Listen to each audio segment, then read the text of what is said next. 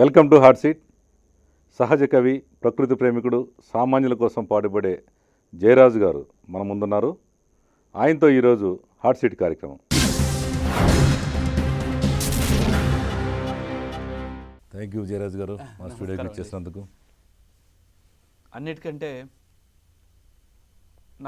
నాకు తెలిసినంత వరకు ఈ దేశంలోనే మొట్టమొదటిసారిగా సామాన్యుడి చేతిలో సామాజిక ఆశ్రమం, ఒక బడుగు బలహీన వర్గాల కోసం ఒక ఛానల్ పెట్టిన అరుదైన సంఘటనలో ఒక ఛానల్లో నేను పాల్గొన్నందుకు మీకు శుభోదయం. మీరు ఇంకా అభివృద్ధి చెందాలి. ఈ దేశంలో బడుగు బలహీన వర్గాలు రాజ్యం ఏలేంతవరకు కూడా ఇలాంటి ఛానళ్ళు ఇంకా రావాలి, మీరు ఇంకా అభివృద్ధి కావాలనేది నేను మనస్ఫూర్తిగా కోరుకుంటున్నాను. థ్యాంక్ యూ జయరాజు గారు. ముఖ్యంగా జయరాజు గారు, మీరు అందరూ రకరకాల ఫీల్డ్ కొంచెం ఎంచుకుంటూ ఉంటారు. ఒకళ్ళు సినిమా ఫీల్డ్ అని, లేదంటే వ్యాపారం, లేదా నీకు ఉద్యోగం, రకరకాలుగా. మీరు ఈ ప్రకృతి ప్రేమికుడిగా అసలు మీ రాసిన పాటలు విన్నాం మేము, చాలా అద్భుతం. ఎందుకంటే ఈరోజు సినిమా పాటలు వింటూ ఉంటాం, మళ్ళీ ఒక వారం తర్వాత మర్చిపోతుంటాం. అసలు మీ పాటలు విన్న తర్వాత అసలు ఇలాంటి మనుషులు కూడా ఉంటారా, ఎవరు ఈ జయరాజు, ఏంటి, ఎక్కడ ఉంటాడని మేము ఎదుక్కుంటే తిరిగినప్పుడు మీరు ఎన్నో సంవత్సరాల క్రితం మాకు పరిచయం అయ్యారు. జయరాజు గారు, అసలు మీరు ఎక్కడ పుట్టారు, అసలు ఏంటి మీ బాల్యం ఎలా నడిచింది, ఏంటి కొన్ని విషయాలు చెప్పగలరా మా ప్రేక్షకులకి? నేను ఒక కడు పేద కుటుంబంలో, ఒక వెనకబడ్డ ప్రాంతంలో మా నాన్న జీతం చేశాడు, మా తాత జీతం చేశాడు, ఒక తెలంగాణలో ఒక దొర గడీల దగ్గర పనిచేసే ఒక సామాన్యమైన జీతగాడి కుటుంబంలో నేను పుట్టాను. యాక్చువల్గా మా నాన్న తర్వాత నేను కూడా జీతం చేయాలి, కానీ మా నాన్న నన్ను ఎత్తుకొని వేరే ప్రాంతం వెళ్ళిపోయి అక్కడ దొరకు తెలియకుండా నన్ను చదివించాడు. ఆ నుండి నేను ఇక్కడికి వచ్చిన తర్వాత నేను ఖచ్చితంగా నేను ఎటువైపు ఉంటాను, ఓ పేదవాళ్ళ వైపు ఉండాలి. నేను నా అక్షరాలు ఎవరి వైపు ఉండాలి, ఓ బడుగు బలహీన వర్గాల వైపు ఉండాలి. నా అక్షరాలు ఎవరి కోసం పనిచేయాలి, ఈ మట్టి తల్లి కోసం పనిచేయాలి, ఈ చెట్టు పుట్ట నా ప్రాంతం కోసం పనిచేయాలి. ఈ దేశంలో అందరూ సుఖంగా ఉండాలంటే ప్రకృతే మార్గం అనే నమ్మకాన్ని నేను ఆ వైపు నా అక్షరాలను పెట్టాను. నా జీవితం. మీరు ఏ జిల్లాలో పుట్టారు? నేను వరంగల్ జిల్లా మానుకోటలో ఒక కూలి కుటుంబంలో. మా నాన్న స్టోరీ చెప్తే, నాయనా నీ మట్టి కాళ్ళకు దండమే ఓ నాయనా, నాయనా నీ మంచి మనసుకు దండమే ఓ నాయనా, గొరుకొయ్య గొట్టంగా నాగల్లు గట్టంగా సాలు ఇరువాలేసి ప్రాణాలు పెట్టంగా, నెత్తురింకి నేల ఎర్రనాయేనేమో, చెమట చుక్కలే ఊట చెలిమెలాయేనేమో, ఆకలి తీరదు అవమానముడగదు, పనికి దగ్గ ఫలము ఏనాడు దొరకదు, నాయనా నీ కంటిలో కన్నీటి చెరువులున్నాయేమి నాయనా, నాయనా నీ కడుపులో ఆకలి మంటలారావేమి నాయనా, గొర్రెల కొట్టం ఊడ్చి బర్ల పెండా తీసి ఎడ్ల గిట్టలు కొట్టి గొడ్ల దారికి తెచ్చి ఆలమందలు కాసి పాలు పెరుగు తీసి దున్నపోతుకు వరక దున్నటాన్ని నేర్పి పశులు మనసులు కలిసి వ్యవసాయమును చేసి బురద పొలము నుండి బువ్వ సృష్టించేవు, నాయనా నీ చేనేది చెలకేది సిరు వెనక సెంటేది నాయనా, నాయనా నీ ఊరేది పేరేది ఊరిలో గుడిసేది నాయనా, చేను చూడకుంటే పానమాగాదాయే, అడవి పందులు వస్తే నిదుర పట్టాదాయే, కంటి చూపును తీసి చేను కంచగ నాటి మంచపై రాజేరి దంచి పాటలు పాడి, నాయనా నువ్వు పాట పాడితే సేను పొట్టకొచ్చి నాది నాయనా, నాయనా నువ్వు ఈ మాటలింటూ కంకి పాలు పోసుకుంది నాయనా, నువ్వు సుట్ట దాగేది అమ్మకు చుట్టేది, నువ్వు కళ్ళు దాగితే అమ్మకు తెచ్చేది, అమ్మ నువ్వు కలిసి ఆడి పాడుతుంటే కష్టం అన్నది మరిసి కడుపుబ్బ నవ్వేది, నాయనా మన పేదోళ్ళ గుడిసెలే ప్రేమ కానా వాళ్ళు నాయనా, నాయనా మనకు ఎండమావులే గాని ఎచ్చు తగ్గులు లేవు నాయనా. దొర ఊరికెళ్ళంగా దొరసాని ముచ్చట్లు, దొరకంట్లో పడకుండా నువ్వు కొట్టే సప్పట్లు. పాలు పిసికేటప్పుడు, నీళ్లు తోడేటప్పుడు, పూలు కోసేటప్పుడు, పండ్లు రాల్చేటప్పుడు, కట్ట కింద సాటు ముచ్చటాడేటప్పుడు, కమ్మనైనా పులుక మొండి పెట్టినప్పుడు నాయనా. వాడు ఊరికే దొరగాని ప్రేమకు దొరగాదు నాయనా. నాయనా మీ జీతగాళ్ళ ప్రేమ జీవితాన బోదు నాయనా.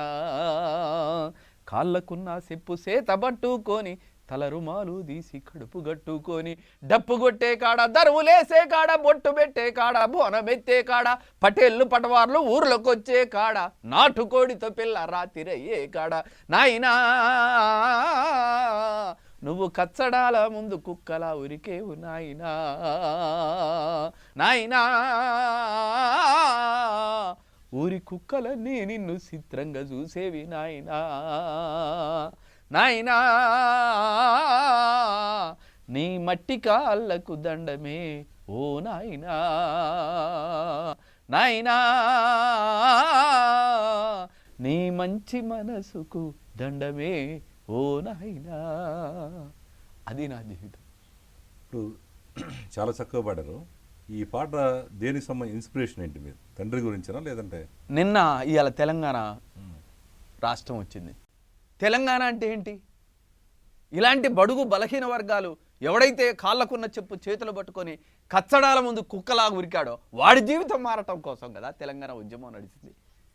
కాబట్టి అలాంటి జీతగాళ్ళ కోసం, అలాంటి బడుగు బలహీన వర్గాల కోసం నేను ఆడాను, పాడాను. అలాంటి తెలంగాణ కావాలనుకుంటున్నాను. అంటే ఇప్పుడు ఈ తెలంగాణ ఉద్యమం ఓకే వచ్చింది, తెలంగాణ కూడా వచ్చింది. అసలు మీకు ఈ యొక్క థాట్స్ రావడానికి ఏంటి బలమైన కారణం ఏమైనా ఉందా, లేదంటే ఎట్లా వచ్చింది? చిన్నప్పటి నుంచి వచ్చిందా? ఓకే ఇన్స్పిరేషన్ ఈ యొక్క ప్రకృతి గురించి కానీ, ఈ పాటలు పాడటం కానీ, ఈ యొక్క సామాజిక ఉద్యమాలు కానీ, ఒక ఇన్స్పిరేషన్ ఏదో ఉండి ఉంటుంది మీకు, బలమైన సంఘటన. నా జీవితమే నన్ను ప్రభావితం చేస్తుంది. నన్ను మనిషిగా చూడనప్పుడు, నా జ్ఞానాన్ని, నా తాత్వికతను, నన్ను ఊరిలోకి నేను ఒక వివేకానందుడు ఒక మాట అంటాడు, వాని జ్ఞానాన్ని బట్టి మనము నిర్ణయం తీసుకోవాల్సింది కానీ వారి పుట్టుకను బట్టి నిర్ణయం తీసుకోకూడదు అని అంటాడు. బాబాసాహెబ్ అంబేద్కర్ అంటాడు, కులం పునాదుల మీద ఒక జాతిని కానీ నీతిని కానీ నిర్మించకూడదు అని అంటాడు. అలాంటిది ఈ దేశంలో పుట్టినందుకు నన్ను మనిషిని మనిషిలాగా చూడకుండా వివక్షతకు గురి చేస్తున్నప్పుడు నేను న్యాచురల్గానే అలానే రియాక్ట్ అవుతాను. మా ఊరికి ఇప్పుడు వెళ్ళినా కానీ ఉన్నది ఊరి బయట దాని పేరే నామాలపేట, దాని పేరే నా మాదిగపేట, దాని కంటి నిండా దుఃఖమున్నది, దాని కడుపు నిండా సొద ఉన్నది, దాని వంటికి బట్ట యాడున్నది, అది సిగ్గుతో ముడుచుకున్నది, ఉన్నది ఊరి బయట దాని పేరే నా మాదిగపేట. వీళ్ళు తీసేవి రతనాల పంటలు, వీళ్ళు పొందేవి కూలి గింజలు, వీళ్ళు కట్టేవి నింగిలో మేడలు, వీళ్ళు ఉండేవి పూరి గుడిసెలు, ఉన్నది ఊరి బయట దాని పేరే నామాలపేట. ఆకలెందరికో ఉంటది, వీళ్ళని అవమానం కుంగదీస్తుంది, వీళ్ళ పేరన్న సక్కంగా పిలువరు, వీళ్ళు మనుషులన్న సంగతి ఎరుగరు, ఉన్నది ఊరి బయట దాని పేరే నా మాదిగపేట. వీళ్ళు నమ్మితే ప్రాణాలు పెడతారు, వీళ్ళ బలమునంతా దారపోస్తారు, వీళ్ళు మంచితనానికి గుర్తులు, ఏ పూజకు నోచని పువ్వులు, ఉన్నది ఊరి బయట దాని పేరే నామాలపేట. ఊర్లో అన్ని జాతులు ఊర్లో ఉండి ఊరవతల ఎక్కడో నన్ను వెలివేసినట్టు ఉంచితే అక్కడ ఉన్నోడు ఒక విప్లవకారుడు కాకుండా, ఒక తత్వవేత్త కాకుండా, ఒక జ్ఞానానికి అత్యున్నతమైన రూపం కాకుండా, ఓ పాటగాడు కాకుండా, మాటగాడు కాకుండా వాడు డప్పు డోలకు పట్టుకొని ఈ ప్రపంచాన్ని మార్చాలి, నాలాగా ఎవడు వెలివాడలో ఉండకూడదు అని నేను కూడా ఊరిలో సగౌరవంగా బతకాలనే ఆకాంక్ష ఏదైతుందో అది మహానుభావులు అనేక మంది కలలు కన్నారు, నేను కన్నాను. ఓకే, మీరు కళ్ళకు అన్నారు. దాంతోపాటుగా మీరు ఇట్లా ఆట పాట మాటలతో మీరు రాతలతో కూడా మీరు బయలుదేరారు ఉద్యమంలో. దీనికి ఎలాంటి సపోర్టు ఈ యొక్క సమాజం నుంచి లభించింది? ఎవరన్నా దీన్ని తీవ్రంగా ప్రతిఘటించారా? మీరు చేస్తుంది కరెక్ట్ కాదు, మీరు అక్కడే ఉండాలి, ఊరు బయటే, నువ్వేంటి అని చెప్పి నీ మీద ఎవరన్నా ప్రతిఘటించడం జరిగిందా? మహాత్మా గాంధీ ఒక మాట అంటాడు, నీ లక్ష్యం గొప్పదైతే ఆ లక్ష్యం వైపు పోతుంటే ఫస్ట్ నిన్ను ఆఫ్ చేయడానికి ప్రయత్నం చేస్తారు. అయినా నువ్వు నీ లక్ష్యం వైపే పోతా ఉంటే నిన్ను కొట్టి ఆపాలని, నీ మీద దాడి చేసైనా ఆపాలని చూస్తారు. అయినా నువ్వు నీ లక్ష్యం వైపు పోతా ఉంటే అంతిమంగా నీ వెంట వస్తారు. నేను ఈ లక్ష్యం కోసం పనిచేస్తున్నప్పుడు నన్ను అరెస్ట్ చేశారు, జైల్లో పెట్టారు, నా గొంతు మీద బూటు కాళ్ళతోటి తొక్కారు, నా గొంతు అంతా పగిలిపోయింది. మృదు మధురంగా పాడవలసిన నా గొంతుని ఒక ఇలాంటి జీర గొంతులాగా తయారు చేశారు. ఎన్నిసార్లు అరెస్ట్ అయ్యాను, ఎన్నిసార్లు జైల్లోకి వెళ్ళాను, ఎన్ని చిత్రహింసలు నేను పడ్డానో, ఎన్నిసార్లు నా కుటుంబం అవమానాలకు పాలైందో, ఇది చెప్పలేనంత హింస ఈ సమాజం నన్ను హింసించింది. అంటే ఇప్పుడు మీరు ఈ యొక్క ఉద్యమాన్ని ఎంచుకొని మీరు గతంలో ఈ నిషేధిత పీపుల్స్ వారికి అనుగుణంగా మీరు పనిచేస్తారని మీ మీద ఆరోపణ ఉంది కదా, నిజంగానే మీరు పనిచేస్తారా లేదంటే ఓన్లీ ఇలాంటి వివక్షత గురించి పోరాడారా? ఈ ప్రభుత్వాలు, ఈ పాలక వర్గాలు మొత్తం కూడా దొరలకు కొమ్ము కాస్తున్నప్పుడు పేదవాడికి దిక్కేవాడు, పేదవాడికి తిరుగుబాటే. కాబట్టి అది communist party, Marxist party, Maoist party నాకు అనవసరం. ఎవడైతే పేదవాడి పక్షాన నిలబడ్డాడో వాని పక్షాన నేను కవిగా నేను ఉండాల్సిందే. కవి అనేవాడు ప్రతిపక్షంలోనే ఉంటాడు ఎప్పుడైనా కానీ. ఒక తిరుగుబాటుకు, న్యాయమైన తిరుగుబాటు ఖచ్చితంగా సపోర్ట్ చేస్తాడు. నేను అట్లనే వాళ్ళకు సపోర్ట్ చేశాను. ఇప్పుడు మీరు మావోయిస్టులకు సపోర్ట్ చేస్తానంటున్నారు కదా జయరాజ్ గారు, ఇప్పుడు అక్కడ కూడా ఈ అగ్రవర్ణాల వారే పెత్తనం చెలాయిస్తున్నారని చెప్పేసి చాలామంది బయటకు వచ్చినట్టు చెబుతూ ఉంటారు. అది నిజమే అంటారా? మీరు ఆల్రెడీ దాంట్లో కొన్ని అటాచ్మెంట్స్ ఉన్నాయి కాబట్టి మీకు అది నిజం కాదా? ఎవరో ఈ బిడ్డలు నింగిలో నెల వంకలు, ఎవరో ఈ పిల్లలు అడవి మల్లె పువ్వులు, వాళ్ళ నడుముల్లో తూటాల దండలు, వాళ్ళ నడకల్లో ఎర్రని జెండలు, ఎవరో ఈ బిడ్డలు దొరల భూములెన్ని పంచినా ఒక్క సెంటు భూమి వీళ్ళు అడగలే, చెరువు కట్టాలెన్ని పోసినా ఒక్క చేను కంకి వీళ్ళు ముట్టలే, ఆకలి దప్పులు మరిసిరి అడవిలో అన్నలై తిరుగుతుండిరి, ఎవరో ఈ బిడ్డలు పేరు కొరకు వచ్చిరందున అమ్మ నాన్న పెట్టిన పేరు చెప్పరు, ఆస్తి కొరకు వచ్చిరందున వీపున సద్ది మూట కూడా ఉండదు, రాయన్న రప్పన్న సెట్టన్న పుట్టన్న సీకట్లో వెన్నెలై కాసిన చంద్రన్న, ఎవరో ఈ బిడ్డలు అపారమైన త్యాగాలు చేశారు, అత్యున్నతమైన చదువు చదివారు, ప్రజలను ప్రేమించి ఆయుధాలను పట్టుకొని వాళ్ళు అడవికి వెళ్ళారు. కానీ సుధాకర్ గారు, ఈ దేశంలో చాలామంది అభ్యుదయవాదులు ముందుకు వచ్చారు. ఈ దేశంలో అత్యున్నతమైన గౌతమ బుద్ధుడు ఇక్కడే పుట్టాడు. జ్ఞానం అజ్ఞానం ఇటుపక్కుంటే జ్ఞానం వైపు నిలబడ్డాడు గౌతమ బుద్ధుడు. స్వర్గం నరకం ఇదంతా నీది పూర్వజన్మ పాపమురా అని అవతల పక్క చెప్తే, సృష్టి తనకు తాను సృష్టించుకున్నదనను, జీవిపోయినాక జీవాత్మ ఉండదనను. అంత అద్భుతమైన ప్రపంచంలోనే అత్యున్నతమైన జ్ఞానానికి రూపమైన, జ్ఞానానికి జ్ఞానానికి నైతిక విలువలకు రూపమైన గౌతమ బుద్ధుడు నా దేశంలోనే పుట్టాడు. అలాంటి గౌతమ బుద్ధుడిని ఈ మనువాదం ఏదైతుందో ఈ లేకుండా చేసింది పరాయి దేశాలలో ఉంది, కానీ బౌద్ధం ఇక్కడ లేదు. అలాంటి బౌద్ధుల ఆరామాలను మొత్తం కూల్చివేసింది, బౌద్ధాన్ని ఈ దేశంలో లేకుండా చేసింది. బికాజ్ ఆఫ్ ఈ దేశంలో మనువాదం చాలా ప్రమాదకరమైంది, మతోన్మాదం చాలా ప్రమాదకరమైంది. ఈ దేశంలో జీసస్ వచ్చాడు, కరుణ, జాలి, ప్రేమ.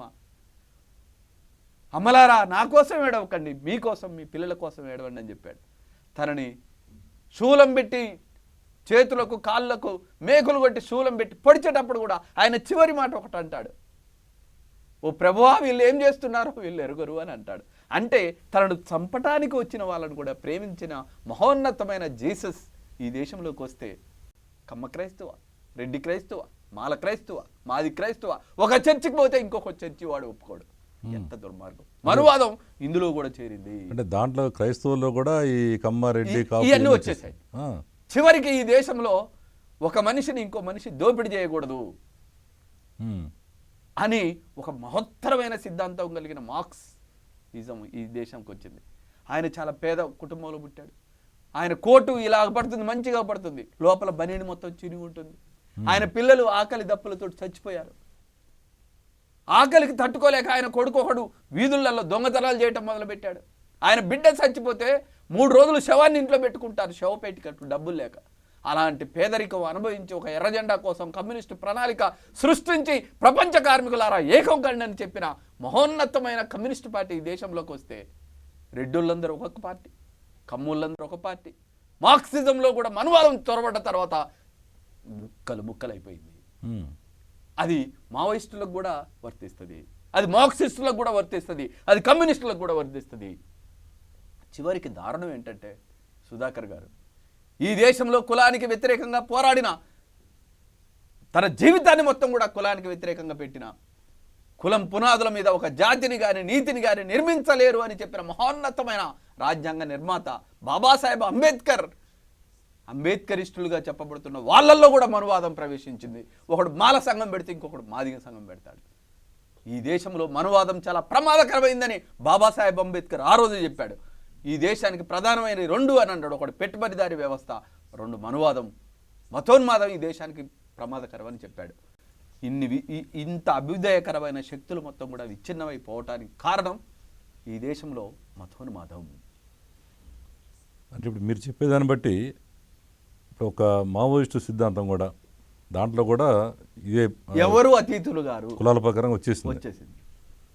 సరే, ఇప్పుడు మీరు ఈ రకంగా ఈ సమాజం మీద ఈ యొక్క వివక్షకి గురవుతున్న వారి గురించి మీరు పోరాడుతూ ఉన్నారు. మీకు ప్రభుత్వం తరపున కానీ లేదా ఏదైనా పొలిటికల్ పార్టీల తరపున కానీ మీకు ఏనాడన్నా సపోర్ట్ లభించిందా, లేదంటే మీరు ఇండివిజువల్గా చేసుకుంటూ వెళ్తున్నారా? నేను ఎప్పుడూ ప్రజా ఉద్యమాలలో ఉన్నాను.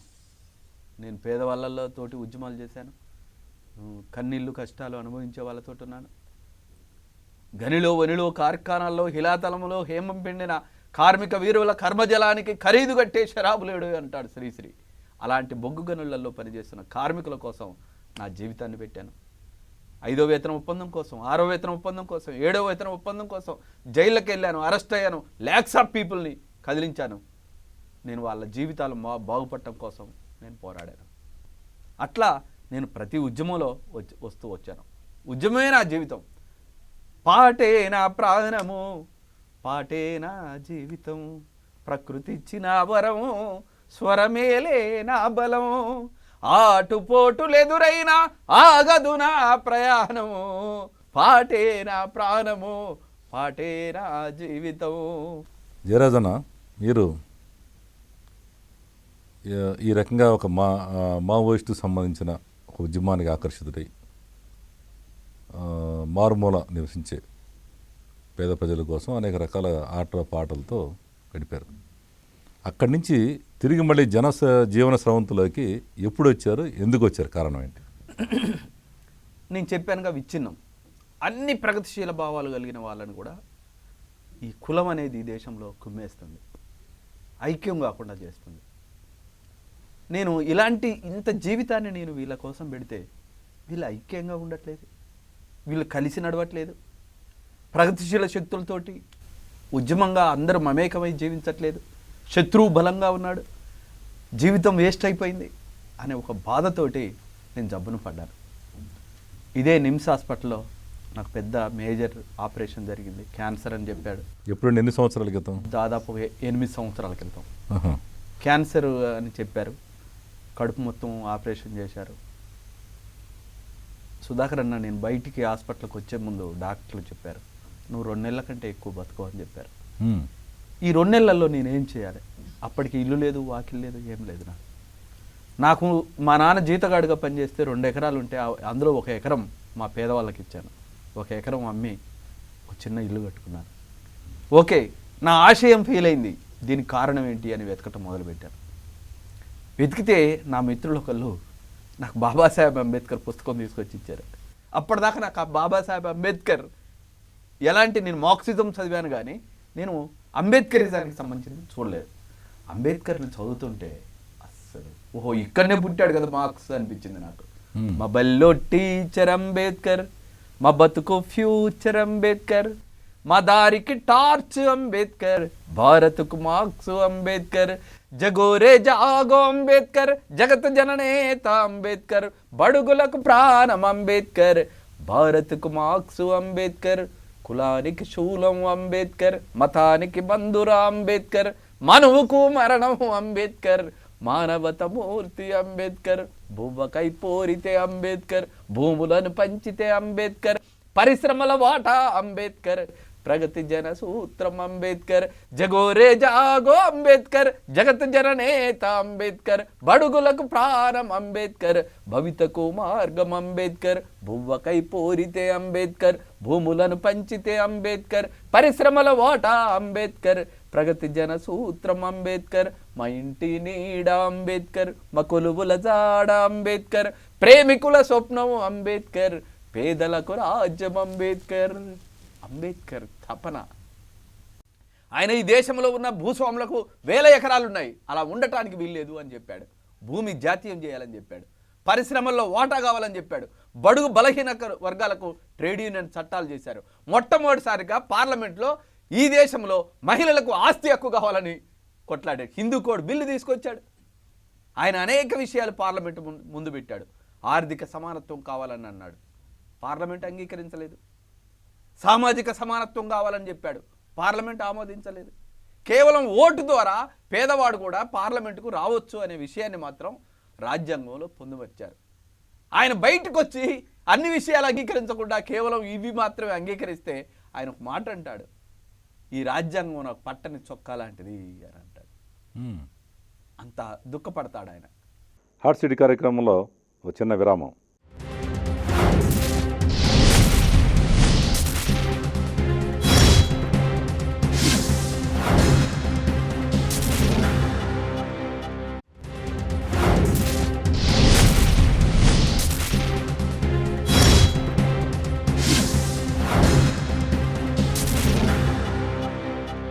హాట్ సీట్ కార్యక్రమానికి తిరిగి స్వాగతం.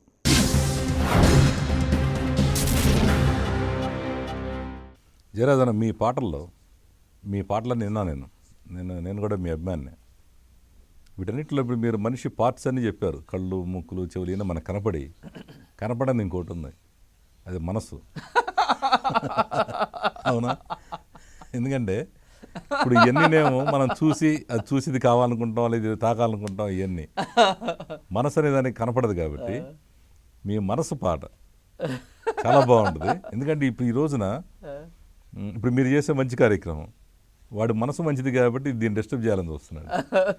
అట్లాగే ఒక మంచి పని చేయాలనుకున్నప్పుడు మనం మంచి మనసుతో చేస్తున్నాడు, మీకేమైందిరా అంటారు. అట్లా ఈ మనసు మీద మీ పాట చాలా అద్భుతంగా ఉంది. ఒకసారి మన ప్రేక్షకుల కోసం, ఎందుకంటే ప్రతి ఒక్కరికి అవసరం ఈ రోజున మన టీవీ చూస్తున్న ప్రేక్షకులందరూ కూడా ప్రతి ఒక్కరికి మనసు మీదే. నా మనసు అట్లా అటు వెళ్ళింది, ఏం చేయమంటావు? తప్పు చేస్తాడు, ఏంటంటే నా మనసు అటు వెళ్ళిందని అంటాడు. ఒకడు బాగుంటే వీడు చూసి ఏడుస్తూ ఉంటాడు, ఒకడు బాగోపోతే ఈ మనసు సంతోషపడుతుంటుంది. ఒకసారి ఆ మనసు పాట ఒకసారి చూడండి, మీ పాట రూపంలో అంటే అందరికి బాగుంటుందని మా ఉద్దేశం. మనసా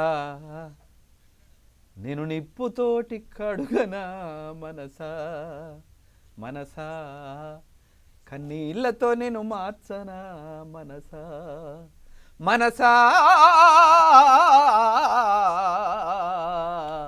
నీ మర్మమేందో ఎరుగనైతి, మనసా సందమామనందుకునే శక్తి నీకున్నా, సముద్రాన్ని ఈదగలిగే బలము నీకున్నా, ఎదుటివాడు ఎదుగుతుంటే చూడవెందుకో, ఎదుటివాడు ఎదుగుతుంటే చూడవెందుకో, వెనుక నుండి పొడిసెపాడు గుణము ఎందుకో, మనసా నేను నిప్పుతోటి కడుగనా, మనసా గుళ్ళు గోపురాలు తిరిగి మొక్కి వస్తున్నా, లెక్కలేని పదవులెన్నో ఎక్కి వస్తున్నా, నేను నాదనే మాట మరువవెందుకో, నేను నాదనే మాట మరువవెందుకో, స్వార్థమనే బందికాన విడువవెందుకో, మనసా నేను నిప్పుతోటి కడుగనా మనసా, సృష్టికి ప్రతి సృష్టి నీవు చేయగలిగినా, మనిషిలోని అణువణువును మార్చగలిగినా, మనసులున్న మాయ పొరలు తుంచవెందుకో, మనసులున్న మాయ పొరలు తుంచవెందుకో, మనిషిలాగా ఒక్క దినం బతుకవెందుకో మనసా, నేను నిప్పుతోటి కడుగనా మనసా. చాలా బాగుందండి. ఎందుకంటే ఇప్పుడు మనం చాలా పాటలు వింటుంటాం, రకరకాలుగా సినిమా పాటలు కావచ్చు, ఇంకా ప్రైవేట్ సాంగ్స్ అన్నీ కూడా తాత్కాలికంగా. కానీ ఇప్పుడు ఇది చూడండి, మీ యొక్క పాటతో అనేక మంది ఈ మనసు బాగలేని వాళ్ళందరూ కూడా ఈ పాట ద్వారానే కొంతమంది మారుతారని మా ఉద్దేశం. అట్లాగే జయరాజ్ అన్న, మీరు చెట్టు గురించి, వాన గురించి, తర్వాత ప్రకృతి గురించి, ప్రకృతి నాకు పవిత్రాలయం, అదే రకరకాలుగా అసలు ఎందుకు మీకు ఈ థాట్స్ ఎందుకు వచ్చినాయి ఏంటి? అది మీరు జనరల్గా మీ రేంజ్లో ఉన్నవాళ్ళు చాలామంది తెలంగాణ కవులను చూస్తున్నాం మనం, రచయితల్ని ఫైనాన్షియల్ బాగా డబ్బు వచ్చే పాటలు రాయడం, దాన్ని చేయటం చేస్తుంటారు. అసలు మీకు ఏనాడు కూడా ఈ ఆలోచన రాలేదా, మేము కూడా బతకాలి ఈ సమాజంలో, నాకు కూడా అన్నీ కావాలి, మీకు ఎందుకు ఆ థాట్స్ రావట్లేదు? గతంలో ఎన్నో కష్టాలు పడి మీరు వచ్చారు, ఇప్పటికే మీరు ఇదే వేలో వెళ్తూనే ఉన్నారు. మరి ఏంటి వెనకమ్మల మీ భార్య పిల్లలు మరి వాళ్ళందరూ బతకాలి కదా ఫ్యూచర్లో? ఆల్రెడీ మీరు చెప్పిన దాన్ని బట్టి మీ హెల్త్ అంటే 8 సంవత్సరాల క్రితమే 2 నెలలు కూడా బతుకుతారో లేదో అన్నారు మిమ్మల్ని. మీకు ఎప్పుడు అది మైండ్లో రాదా అసలు?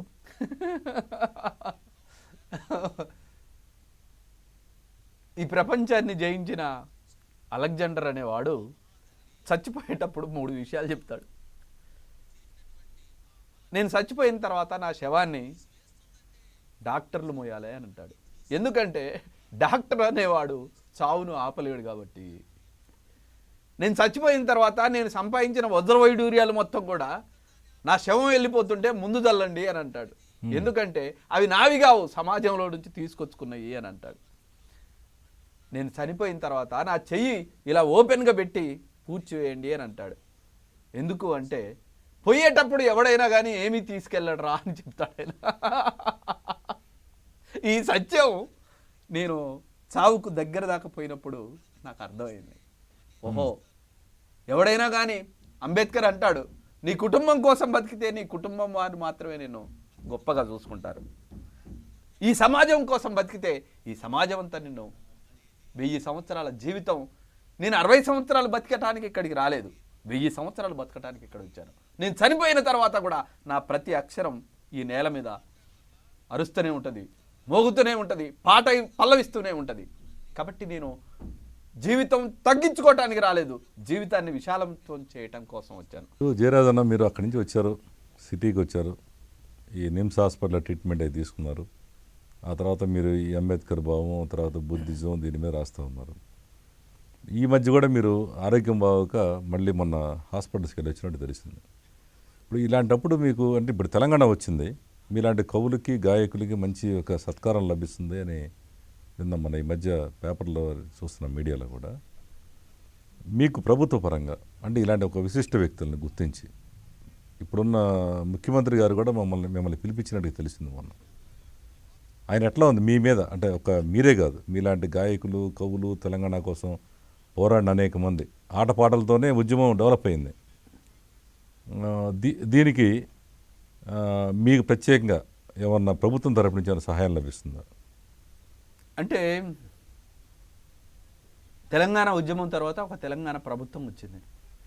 వచ్చిన తర్వాత గౌరవనీయ ముఖ్యమంత్రి గారు ఒకరోజు పిలిచారు. పిలిస్తే నేను అడిగాను, అనేక సంవత్సరాలుగా కన్నీళ్ళు కష్టాలు అనుభవించి కష్టపడ్డ పాటగాన్లు, మాటగాన్లు, స్టేజీ మీద ఉర్రు తొలగించే వాళ్ళందరికీ మీరు ఉద్యోగాలు ఇవ్వాలి అని అడిగాను. ఆయన మహానుభావుడు అందరికీ ఉద్యోగాలు ఇస్తానన్నాడు, అందరికీ ఆర్డర్ ఇచ్చాడు. దాని తర్వాత నేను ఆయనకు ఈ కరువు కాటకాలకి అన్నిటికీ అశోకులు లాంటి మహానుభావుడు రాజు ఏం చేశాడు? ఆయన గొప్పతనం రాజు అనగానే అశోకుడే గుర్తొస్తాడు. ఎందుకు గుర్తొస్తాడు? ఆయన చెట్లు నాటాడు, చెరువులు దువ్వాడు, రోడ్లు వేసాడు. ఆ పనులు మీరు చేస్తే బాగుంటుంది అని చెప్పాను. నాకు మంచి స్నేహితుడు ఆయన, ఆయన చల్లగుండాలి, అందరు బాగుండాలి, అలాంటి పట్టుదల గల మనిషి ఉండాలనే ఆకాంక్ష ఏదైతే ఉందో, ఇంకా ఈ చెరువులు, కుంటలు ఇట్లాంటి ప్రకృతికి సంబంధించిన ఆకాంక్ష ఏదైతుందో ఆయన నెరవేరుస్తున్నాడు. నేను ఏదైతే చెప్తున్నానో అదే ఈ తెలంగాణలో జరుగుతున్నప్పుడు నేను సంతోషపడాలి, కానీ నాకు అవార్డులు రివార్డులు ఇవన్నీ ఏముంటుంది, అవి శాశ్వతమైనవి కావు కదా. అంటే ఇప్పుడు మీ పాటకు సంబంధించి అంటే మీరు ఎప్పుడు నీళ్ళ గురించి చెట్ల గురించి దీని గురించి పాడుతుంటారు కాబట్టి మేము ఆ రోజు అనుకోవడం జరిగింది. జయరాజు గారు కలిశారు, చాలాసేపు సీఎం గారితో ఉన్నారని మీడియాలో చూసాం మేము. నిజంగా కూడా ఈ రోజుల్లో అంటే మీరు అన్నట్టు అశోకుడి కాలంలో ఇవన్నీ జరిగినాయి. అదే పరిస్థితి మళ్ళీ ఈరోజు తెలంగాణలో జరుగుతుంది. ఈ చెరువులు తవ్వించే కార్యక్రమం నిజంగా అద్భుతం. అది వాటర్ గురించి అట్లా చెట్లు నాటిస్తున్నారు, రోడ్లు కూడా మంచి కాన్సెప్టే. సో టోటల్గా ఈ కేసీఆర్ గారిని కూడా మనం అభినందించాలి. ఎందుకంటే ఇప్పుడు మీలాంటి ఈ గాయకులు కవులు వీళ్ళని ఇన్స్పిరేషన్గా తీసుకొని ఆయన అలాంటి పనులు చేస్తుంది. చాలా సంతోషంగా ఉంది ఆయన చేసే పనులకి. మీరు పూర్తిగా సపోర్ట్ ఇస్తున్నారు. అన్నీ మంచి విషయాలకు సపోర్ట్ చేస్తాను. అదే మంచి పనులకి నేను చెప్తాను. ఎందుకంటే ఆయన చేసే మంచి పనులకి కాబట్టి మన చాలా బాగుందండి. అయితే ఇప్పుడు మీరు ఇలా ఈ పాటలు ఆటలు మాటలు వెళ్తున్నారు. తర్వాత మీరు ఒక సింగరేణిలో ఒక ఉద్యోగస్తులు కూడా ఉన్నట్టు తెలిసింది. ఈ ఉద్యోగం ఎప్పటి నుంచి చేస్తున్నారో, ఇది ఉద్యోగం ఎవరు ఇచ్చారు, ఎందుకు ఇచ్చారు? మీలాంటి భావాలు ఉన్న వ్యక్తులకి ఈ ప్రభుత్వ రంగ సంస్థల్లో జనాలకు తీసుకోరు. అరే ఈయన మార్కిస్ట్లో తిరిగాడు లేదంటే ఇట్లా అని చెప్పేసి ఈయన మన మీద కూడా ఏమైనా ఎప్పుడో గీతాలు రాస్తాడని. మీకు అసలు ఈ ఉద్యోగం ఎవరు ఇచ్చారు, ఎలా చేస్తున్నారు మీరు? సింగరేణి నాకు కన్నతల్లి. మీరు చూడండి, తెలంగాణలో ఆదిలాబాద్ కానించి ఖమ్మం వరకు అలలేనావి అని ముత్యములు, మేటలు కావవి ఇసుక పానుపులు, పొరల కిందనే నల్లని సిరులు, తల్లిరో నువ్వు పంచిన వెలుగులు, కష్టజీవుల పెన్నిది నది, ఖనిజ సంపదల గోదావరి ఖని. తెలంగాణలో ఉన్న వనరు, పెద్ద వనరు ఏదైనా ఉంటే పైన గోదావరి నీళ్లు పోతూ ఉంటాయి, కింద నీళ్ళ కిందనే బొగ్గు పోతూ ఉంటుంది. చాలా సింపుల్. ఈ నీళ్లను ఈ బొగ్గును కలిపితే ఈ వెలుగులు వస్తాయి. ఈ వెలుగులు ఇవాళ ప్రపంచానికి అవసరం. ప్రతి వస్తువు తయారు కావాలంటే విద్యుత్ అవసరం. కాబట్టి ఇంత అద్భుతమైన ఈ సింగరేణి కంపెనీలో నన్ను ప్రేమతో ఆత్మీయంగా చూసుకుంటారు. నేను ఉద్యమంలో, కొట్లాటలో, గొడవల్లో ఎన్నిట్లాగా నన్ను ఉద్యోగాల నుంచి తీయాలనే ప్రయత్నం కూడా జరిగినప్పటికీ ఈ కన్నీళ్ళు, కష్టాలు, కార్మికులు మొత్తం కూడా నాకు అండగా నిలబడి నన్ను కాపాడుకున్నారు. కాబట్టి సింగరేణి అనేది నా కన్నతల్లి. అమ్మమ్మ సింగరేణి, అమ్మ సింగరేణి, సల్లంగా చూడవే తల్లి సింగరేణి, అమ్మ సింగరేణి, మా తల్లి సింగరేణి, అవ్వ సింగరేణి, మా బువ్వ సింగరేణి. నువ్వు కాలు పెడితే రైలు బండి ముందు కురుకును, నువ్వు కాలుతుంటే కరెంటు వెలుగులవ్వను, నీ చెమటతోటే చలవరాతి మేడలాయను, నీ నెత్తురంతా మిల్లులాకు సత్తువాయను. అమ్మ సింగరేణి, మా తల్లి సింగరేణి, అవ్వ సింగరేణి, మా బువ్వ సింగరేణి. అలాంటి సింగరేణి కంపెనీ నన్ను, నా పిల్లల్ని, నా ఆరోగ్యాన్ని నన్ను చల్లగా చూస్తున్నందుకు మా సింగరేణికి నేను ఎప్పుడూ రుణపడి ఉంటాను, దండం పెడతాను. అలాగే ఈ ప్రకృతి ఇచ్చిన వరం ఇదంతా కూడా. ప్రకృతిని నేను ఎప్పుడూ ఆస్వాదిస్తూ ఉంటాను. పచ్చని చెట్టును నేను రా, పాలుగారే మనసు నాదిరా, కొమ్మను నేను రెమ్మను, నీకు తోడుగా ఉండే అమ్మను, మీ పొలమును దున్నిన నాగలై, పంటను మోసిన బండినై, అమ్మమ్మ చేతిలో కవ్వమై, తాతయ్య చేతిలో కర్రనై, అమ్మ పాటతో ఊగిన ఊయలై, ఆ పాడేటి పిల్లన గ్రోవినై, నింగి మబ్బుల్ని వానగా మలిసినం, చేరు చిలకల్ని నీళ్లతో దడిపినం, చెడ్డ గాలి పీల్చి మంచి విడిసినం, మీకు ప్రాణవాయువుల్ని పోసినం, మీరు కనువిందు చేసిన పువ్వులం, మీ కడుపాకలి తీర్చే పండులం, అలసిపోతే నీడనిచ్చినం, చల్లగాలితో ఒళ్ళంత తడిపినం, ఎగిరే పక్షుల్ని ముద్దాడి పెంచినం, లేడి పిల్లల్ని ఉల్లోన దాసినం, అడవికొచ్చిన మునులను సాధినం, బోధి వృక్షమై బుద్ధుల్ని చేసినం, మీరు కూర్చుంటే కుర్చీ పీటలం, పడుకుంటే పందిరి మంచాలం, మిమ్మ కంటికి రెప్పలా కాసినం, మీ ఇంటికి ముందర గడపలం, మీరు రాసుకున్న తెల్ల కాగితం, మీకు తెలివి పెంచినట్టి పుస్తకం, మీ రోగాల నొప్పుల మందులం, మీ రోగాల నొప్పుల మందులం, మిమ్ము కడసారి కాల్చేటి కట్టెలం, పచ్చని చెట్టును నేను రా, పాలుగారే మనస్సు నాదిరా. చాలా బాగుంది జయరాజ్ గారు. ఇప్పుడు మహిళల గురించి అంటే మీరు ఒక అమ్మ పాట రాసినట్టున్నారు గతంలో. ఎన్నో. అదే అమ్మ పాట నాకు నచ్చింది ఒకటి ఉంది. దాంట్లో మీరు ఒక మహిళల గురించి ముఖ్యంగా అమ్మ గురించి మీకు నచ్చిన పాట ఒకటి పాడండి.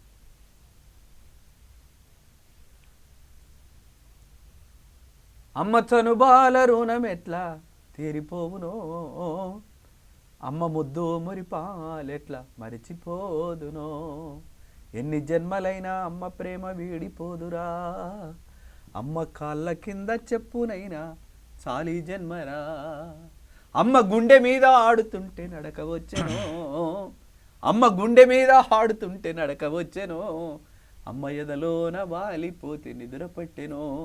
ఇలా ఒక మహత్తరమైన స్వరం నా పాటల్ని చాలా సినిమాల్లో పాడింది. నా మొదటి సినిమా ఓ కొండల్లో కోయిల పాటలు పాడాలి, పల్లెల్లో అక్షర దీపం వెలగాలి.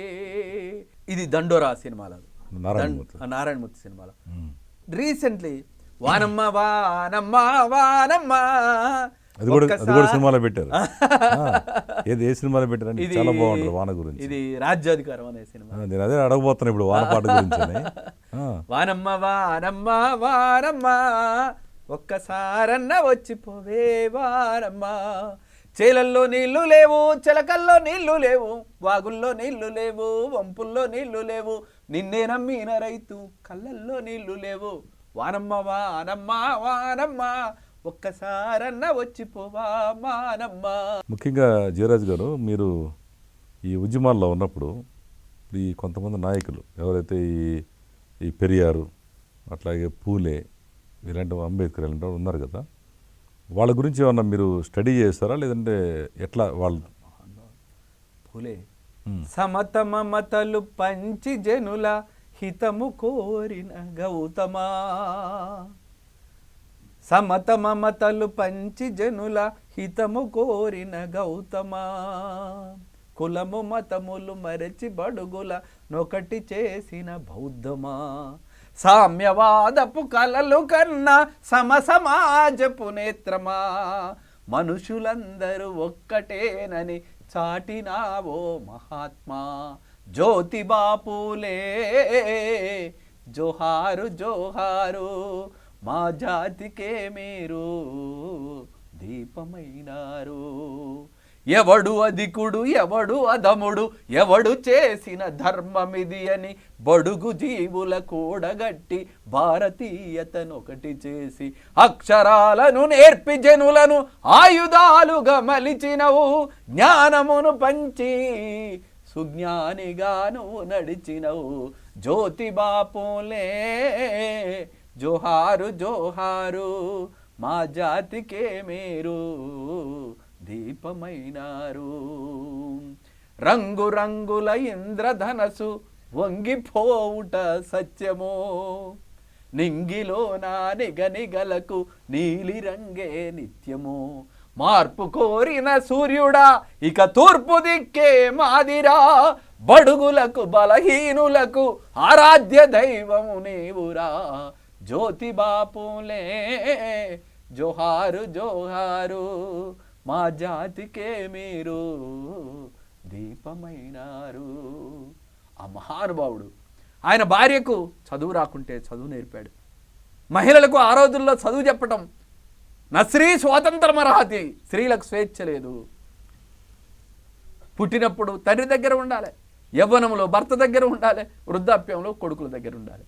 అలాంటి పరిస్థితులు సృష్టిస్తే పేదవాళ్లకు, మహిళలకు, అట్టడుగు వర్గాలకు మొట్టమొదటిసారిగా ఈ దేశంలో ఆడవాళ్లకు చదువు చెప్పిన మహాతల్లి జ్యోతిబా సావిత్రిబా. ఆమె వెళ్ళేటప్పుడు అక్షరాలు నేర్పడానికి వెళ్ళేటప్పుడు ఆడవాళ్ళకు చదువు చెప్తావని పెండ నీళ్ళు మీద పోసేవారు, వచ్చేటప్పుడు రాళ్లతోటి కొట్టేవాళ్ళు. ఆమె పోయేటప్పుడు ఒక చీరే అదనంగా పెట్టుకొని అక్కడ కట్టుకొని అక్షరాలు నేర్పింది. ఇలా ఆడవాళ్ళందరూ చదువుకు నేర్చుకుంటున్నారంటే ఈ ఆడవాళ్ళకు చదువు నేర్పిన మహాతల్లి సావిత్రిబా పూలే. బాగుంది జయరాజ్ గారు. ముఖ్యంగా ఇంకా మనం అనేక రోజులు, ఇది ఒక్కరోజే కాదు, చాలా నాళ్ళు మనం కలిసి ప్రయాణం చేస్తున్న అవసరం ఉంది.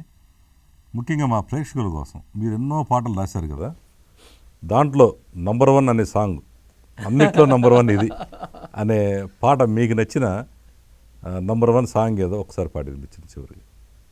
ఈ జయరాజుకి నచ్చిన నంబర్ 1 సాంగ్. నాకు బాగా నేను ఈ స్థితికి రావటానికి నా కన్నీళ్ళల్లో, నా కష్టంలో, నా దుఃఖంలో అన్నిట్లో కూడా నాకు ఆప్యాయంగా నన్ను ప్రేమతో చూసుకునే నా భార్య చాలా గొప్పది. ఆవిడ ఎంత గొప్పదంటే అసలు నేను ఆమె వేరు కాదు, ఒక్కటే. అంత అద్భుతంగా, అంత కలిమిడిగా, అంత ప్రేమతోటి అంత ఉంటాం. నా పిల్లలు కూడా నాకు చాలా సపోర్ట్గా ఉంటారు. నేను కడు పేదరికం నుంచి ఈరోజు ఈ స్థితికి వచ్చిన తర్వాత చాలామంది మీలాంటి వాళ్ళు వస్తారు నా ప్రేమతోటి. జయరాజు నీకు కారు కావాలంటారు కొంతమంది, జయరాజు నీకు అపార్ట్మెంట్ కావాలంటారు, జయరాజు నీకు డబ్బు కావాలా అన్నప్పుడు నా కుటుంబం చాలా ప్రేమతోటి, డాడీ ఇవన్నీ వీటి కోసం కాదు కదా నువ్వు జీవించింది, ఇవన్నీ మేము మా శ్రమతోటి, మా కష్టంతో, మా జ్ఞానంతో, మా విలువలతోటి మేము సంపాదించుకోగలం. మీ నాన్న నీకు ఇల్లు ఇవ్వలేదు కదా, నువ్వు ఇల్లు కట్టుకున్నావు, మరి నువ్వు మాకు ఇల్లు ఇవ్వాల్సిన అవసరం లేదు. మా జ్ఞానంతో మేము కట్టుకుంటాం, మేము మంచిగా బతుకుతాం. కాబట్టి ఈ విలువలతోటి నువ్వు బతకటమే శ్రేయస్కరం అనేది నా కుటుంబం చెప్తుంది, నా పిల్లలు చెప్తారు, నా భార్య నాకు చాలా చెప్తుంది. ఆమె పేరు మంగమ్మ. పొద్దున లేసినావు మంగమ్మా, నువ్వు పొయ్యి రాజబెట్టినావు మంగమ్మా, నువ్వు పొయ్యి రాజబెట్టినావు మంగమ్మా, బువ్వ వండి కూర వండి పొద్దుటేల సద్ది గట్టి మల్లెలోలే బట్టాలు ఉతికి పొల్లాగల్ల ఒళ్ళు గడిగి చాకీరంతా చేసి మంగమా, నీ చేతి గీతలరుగునమ్మ మంగమా. అలా అట్టగే ఈ దేశంలో నా భార్యలాగా చాలామంది స్త్రీలు వాళ్ళకు కూడా హృదయం ఉంటుంది, వాళ్ళకు కూడా మేధస్సు ఉంది, వాళ్ళకు కూడా జ్ఞానం ఉంది, వాళ్ళని కూడా సమానంగా చూడాలని చాలా పాటలు రాశాను.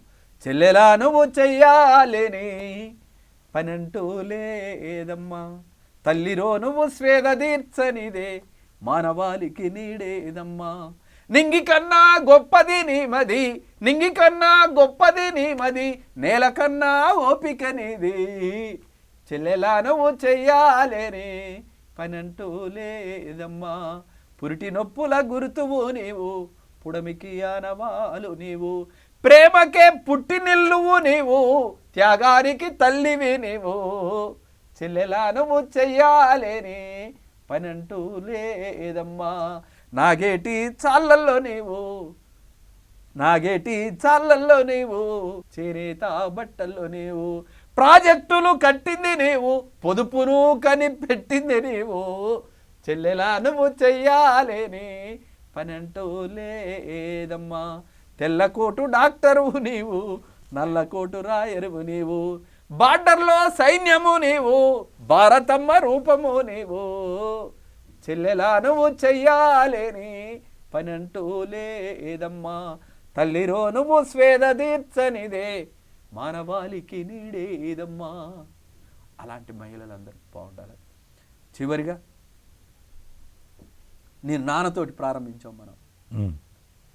అమ్మా నీ పిలుపులో అనురాగమున్నది, అమ్మా నీ ప్రేమలో అమృతము ఉన్నది, జన్మ జన్మకు వీడని బంధమున్నది, జగతిని కాపాడే గొప్ప ధర్మమున్నది, అమ్మా నీ పిలుపులో అనురాగమున్నది, అమ్మా నీ ప్రేమలో అమృతము ఉన్నది, కడుపులో పడినప్పుడు కన్న కలలు ఎన్నో తల్లి, కాన్పులో నువ్వు పడ్డ బాధ రాయగలన తల్లి, పాలు తాగుతుంటే మనసు పరవశించెనంట, కమ్మనైన అమ్మ పాలే బిడ్డకు బలమంట, నడక నేర్పెటందుకు నువ్వు కుంటిదానవైనవు, మాట నేర్పెటందుకు నువ్వు ఎడ్డిదానవైనవు, అమ్మా నన్ను ఊయలేసి కోయిలమ్మవైనవు, అమ్మా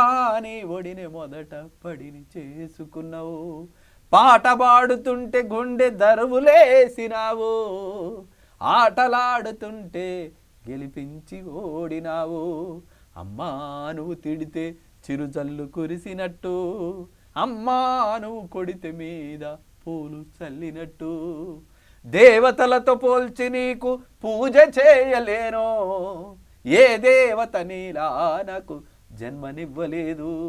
అమ్మా నా కడుపున నువ్వు తిరిగి పుట్టగలవా, అమ్మా నా కూతురువై ఆడి పాడగలవా, అమ్మా నీ పిలుపులో అనురాగమున్నది, అమ్మా నీ ప్రేమలో అమృతము ఉన్నది.